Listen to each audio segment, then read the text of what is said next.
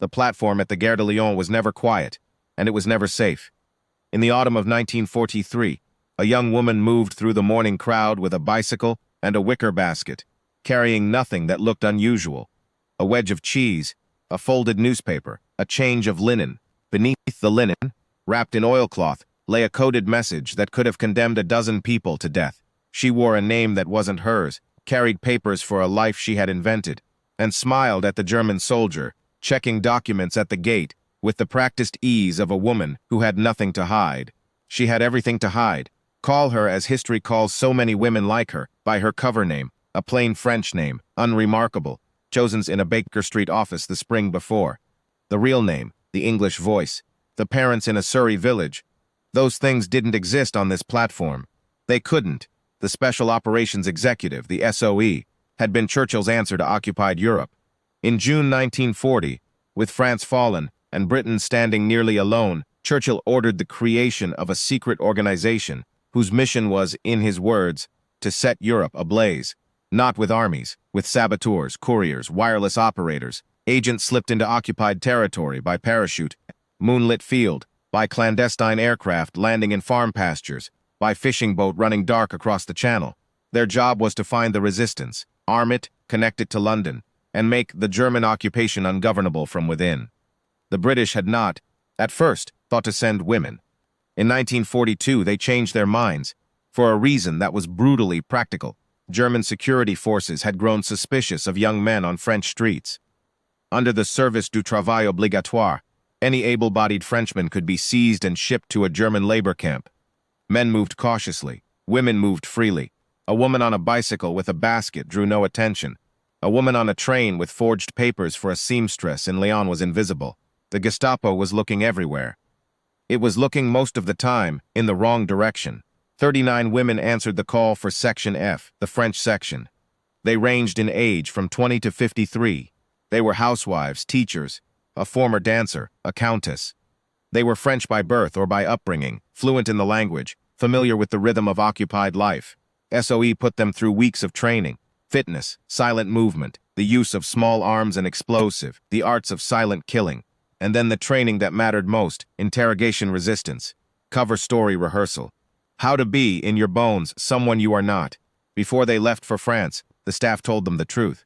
The odds of a safe return, they were informed, were no better than evens. Half the agents were expected to be lost. Each woman was given a final opportunity, with no questions asked, to walk away. None of them did. She had not walked away. She had trained, memorized her cover story until it lived in her body rather than her mind, flown into a dark French field in the small hours of a spring night, and taken the first train to Paris. The cover story was not simply a name and an address. It was a whole life, a childhood, a school, a dead aunt in Bordeaux, a reason for being in this arrondissement and not another, an account of her movements on any given Tuesday. That would satisfy a patient man with a Paris ledger and an hour to spare. SOE's trainers at Beaulieu had practiced the interrogation with her. The questions asked casually, then harshly, then from a different angle, until the story became reflexive, until she could answer half asleep, under pressure, in the dark. The circuit she joined was typical in its structure and its danger. 3 people, an organizer, a courier, and a wireless operator. The organizer ran the network. The courier, her role, carried the messages, the money, the forged documents, the occasional weapon, between the members of the circuit and their contacts in the resistance. The wireless operator was the circuit's lifeline to London, transmitting intelligence and receiving instructions from headquarters in coded bursts of Morse. The wireless operator's job was the most dangerous of the 3. By 1943, the German direction-finding services had grown sophisticated enough that the average life expectancy of a wireless operator in Paris was 6 weeks. 6 weeks. The operators knew it. They transmitted for no more than 20 minutes from any single location, dismantled their sets and moved, found new safe houses, and began again. It was not bravery of the spectacular kind, no charge across an open field.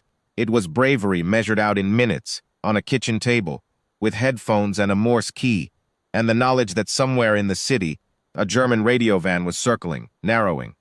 The courier's danger was different, and in some ways set more insidious. She carried the circuit in her head.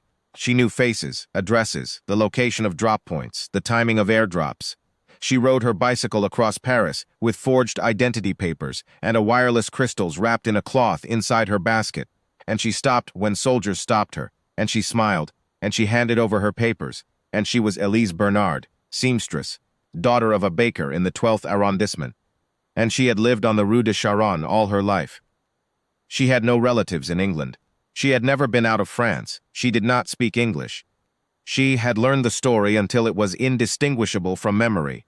SOE had trained her for exactly this, to inhabit the fiction so completely that even her own pulse, in the moment of inspection, did not betray her. Most days, the checkpoints were routine. Most days, she crossed the city, delivered what she carried, collected what she was given, and came home to a rented room above a tanner's workshop where the smell of the leather masked everything. Most days, the city's rhythms, the queues at the boulangerie, the gray figures on the boulevards, the German staff cars moving through intersections, were simply the backdrop to a double life she had learned to wear as naturally as her own skin. One afternoon on a southbound train, a man sat down across from her. He was not in uniform. He was perhaps 50 with a briefcase, the look of a minor official. He said nothing for the first quarter hour.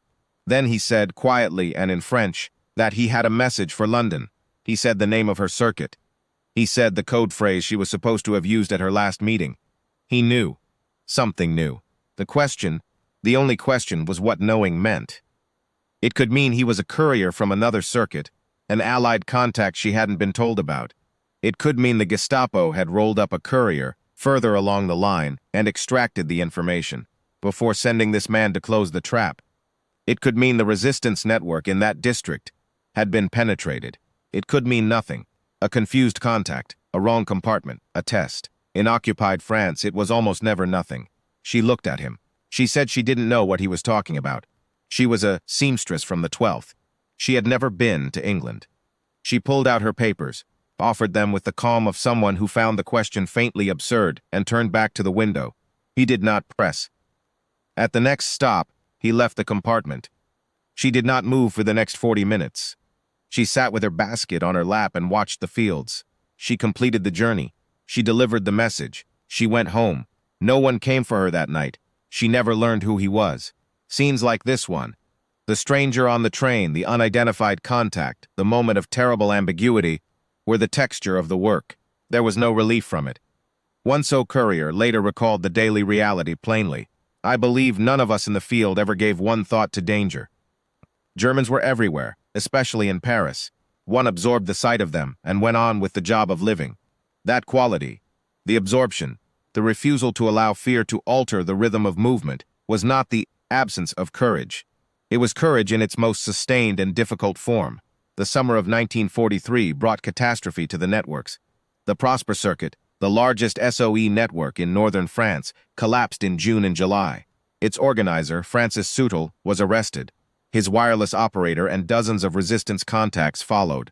At least 150 people connected to the network were arrested, transported to Germany, and executed. The damage radiated outward through the circuits that had been in contact with Prosper, and the agents who survived, those who had kept their connections compartmentalized, who did not know the names of those outside their immediate circuit, survived in part because the network had been designed to limit exactly this kind of catastrophe. Even so, the arrest sent a tremor through every courier in France who understood what had been lost. When the wireless operator in Herkit went dark, no word, no signal, nothing. She was told only that there had been a complication. She was given a new contact, a new address, a new set of instructions. She was not told what had happened to the man she had handed messages to 3 times a week for 4 months, whose real name she never knew, whose face she would not have been able to describe to the police, even if she had wanted to. That was the system. The system kept people alive. She carried on, through the autumn of 1943, through the winter, through the spring of 1944, when the pace of operations accelerated and the drops of arms and explosives to resistance groups multiplied ahead of something that everyone in the circuit sensed was coming. The message traffic grew heavier. The work grew more urgent. She made the rides, held the papers out at the checkpoints, smiled, answered the questions, kept walking. On June 6, 1944, the Allied armies landed in Normandy. The networks that had survived, the couriers, the wireless operators, the organizers still at large, had spent 3 years making that morning possible. They had identified landing grounds, relayed intelligence on German positions, distributed weapons to resistance fighters, who sabotaged the railways and the telephone lines in the hours before the invasion. They cut communications. They derailed supply trains. They delayed the movement of German armored divisions that might otherwise have reached the beaches in the critical early hours.